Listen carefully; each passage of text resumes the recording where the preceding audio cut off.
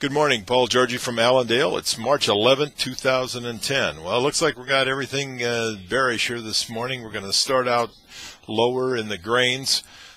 Corn, one lower to maybe one higher. Beans, anywhere from 3 to 6 lower.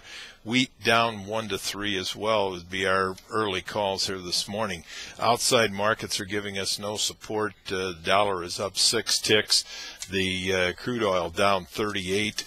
Gold down again $6 to $7, and the stock market's even under pressure here this morning. So looks like a macro selling kind of attitude here when you just look at the broad commodity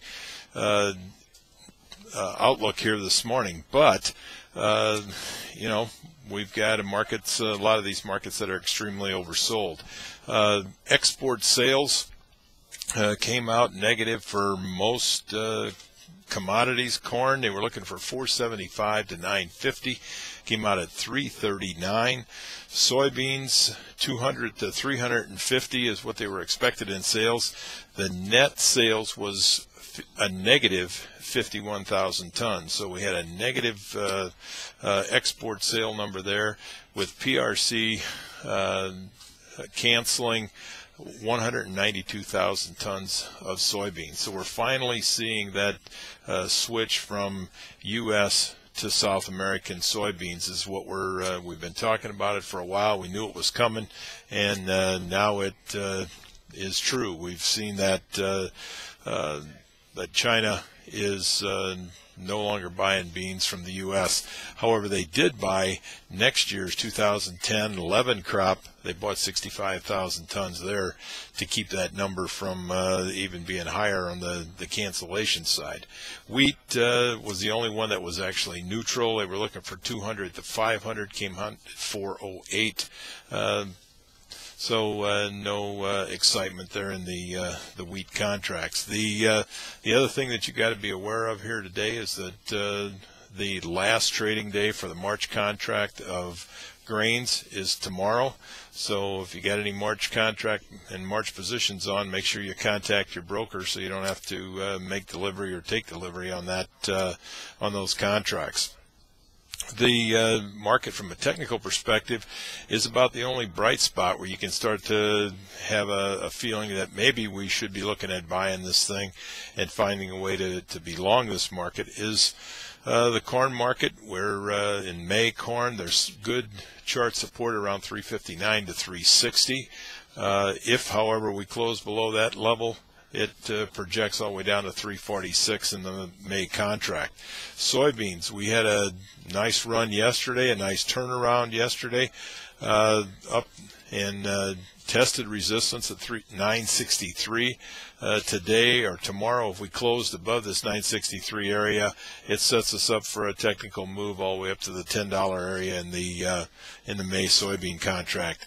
Wheat, we are oversold right now from the RSI and stochastics, but and we're up against October low support around 472 in that May contract. So we are finding a little bit of support here, but from the bull standpoint, they've got to hold this thing and not let us close much weaker, because the pile of lumber could fall on us here and press us quite a bit lower. So those are facts that we got going this morning. Not a lot of bullish news, but as we seen yesterday when the USDA report came out as negative, the market did turn around and did give us a bounce.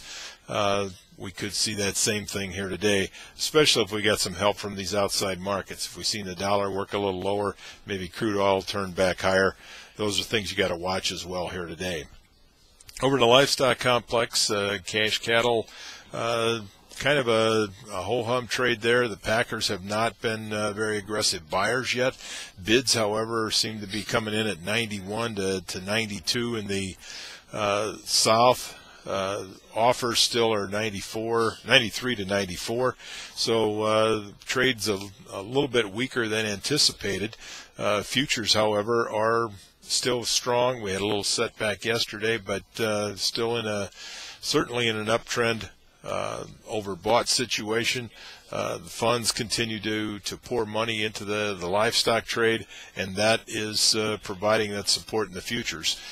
The cattle trade also has got to deal with this cutout value. We're right up in that 148 to 50 area as far as the cutout values go in dressed beef. Yesterday we had choice up 2, select up 18. That market there is very nervous at this point in time. In past, anytime we got up in this 150 area, we've run into some real resistance from the consumer, and the only thing that's really helping us out right now is the supply of cattle. The cattle haven't gained that well. Feedlot conditions continue to be a problem. That's supporting the beef trade and continuing to help us out in the cattle sector.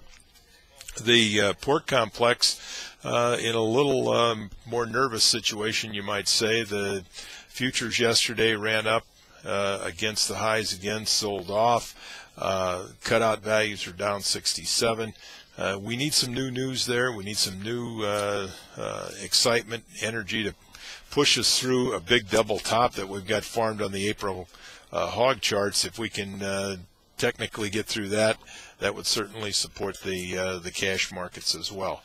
So we've got a lot of volatility with carrying a little bit of negative attitude coming into the day. It certainly gives us some opportunities. There's going to be some opportunities here where you may want to position yourself on the long side for the longer pull as we go into the time where we get the report on planted acreage. That comes out at the end of the month. Allendale's doing their survey right now. If you can help us with that, we'd certainly appreciate it. You can get that right on our website. We would appreciate any help there. If you got any questions, don't hesitate to give us a call here at Allendale at 800-262-7538. We also got one more meeting coming up, the last one of our session here at Highland, Illinois. If you're anywhere near that area, please stop in and listen to Bill Biederman and Rich Nelson give you an outlook here. Tomorrow morning it starts at 10 o'clock. We'll be done at noon, and we'll have a delicious meal after that. So we wish everybody a very successful trading day. If you got any questions, give us a call. Otherwise, I'll see you tomorrow morning. Thank you.